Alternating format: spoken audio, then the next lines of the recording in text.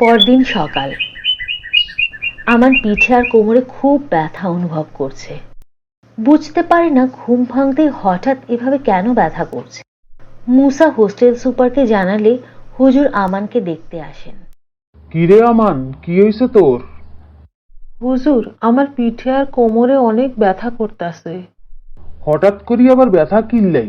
কোনো হরিজাই ব্যথা হইছস নি? না হুজুর, এইরকম কিছু না। আচ্ছা, আমি মুসারে দিয়ে ওষুধ হাডাই দিতে আসি, আর লগে একটু গরম তেল দিমু। মুসা তোরে মালিশ করে দিব। হুজুর মুসাকে সাথে নিয়ে চিন্তিত মুখে চলে গেলেন। মুসা, তুই কিন্তু আমানের দিকে খেয়াল রাখিস। অন্যরকম কিছু চোখে হলে তাড়াতাড়ি আরে খবর দিবি। হুজুর, আমানের কি হইছে? অন তেমন কিছু হয় না, তাই খেয়াল রাখিস, ওই তো হারে। জি আচ্ছা হুজুর। বেশ কিছুদিন পর এক রাতে আমান শুয়ে আছে। সব ছাত্ররা ঘুমিয়ে পড়েছে, কিন্তু অজানা কারণে আমানের চোখে ঘুম নেই। হঠাৎ আমানের মনে হলো কেউ যেন ওর গায়ের কাঁথা টেনে নিয়ে যাচ্ছে। আমান আবার কাঁথাটা ভালোভাবে গায়ে টেনে নিল। আমান বেশ ভয় পেয়ে গেল। উঠে বসতেই যাবে, ঠিক এমন সময় আমান দেখলো ওর মুখের সামনে একটা মুখ ভাসছে। কি ভয়ঙ্কর! আত্মা কাঁপিয়ে দেওয়া সে চাহনি। বিকট আর্তনাদ করে আমান বিছানায় পড়ে গেল। আমানের চিৎকারে ঘরের সকল ছাত্র জেগে উঠল। ছুটে এলো হোস্টেল সুপার হুজুর। এসে দেখলো আমানের চেহারা নীল হয়ে আছে। জ্ঞান শূন্য আমান হাত পা বেঁকিয়ে অস্বাভাবিক ভাবে বিছানায় পড়ে আছে। মুসা তাড়াতাড়ি পানি আনলো। হুজুর পানি ছিটিয়ে আমানের জ্ঞান ফিরানোর চেষ্টা শুরু করে। কিছুক্ষণ পর জ্ঞান ফিরে আসতে আমান উপরের দিকে ভয়ার্ত দৃষ্টিতে চেয়ে কিছু বলার চেষ্টা করে, তারপর আবার অজ্ঞান হয়ে যায়। হুজুর বুঝতে পারেন আমানের উপর কোনো দুষ্টু জিনের বদনজর পড়েছে।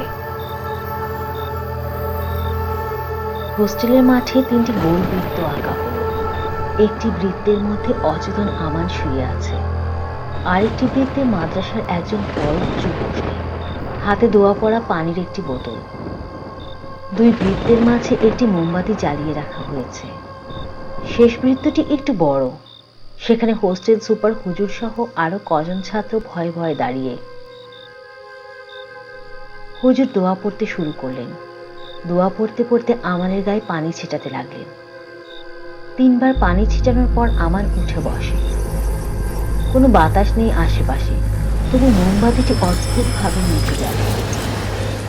বোঝা গেল দুষ্ট জিন আমানের শরীরে ভর করেছে। অশরীরী কণ্ঠ শুনে ছাত্ররা সব ভয়ে আরো ফুটি মেরে দাঁড়ালো। বল তুই কে? কেন আমাদের শরীরে ভর করেছিস? যদি না বলি কি করবি? তুই বলবি নাকি তোকে বন্দি করব? বলবো না আমি। এই ছেলেকে আমি আমার সাথে নিয়ে যাব। কেন ওকে তুই সাথে নিয়ে যাবি? তাও বলবো না।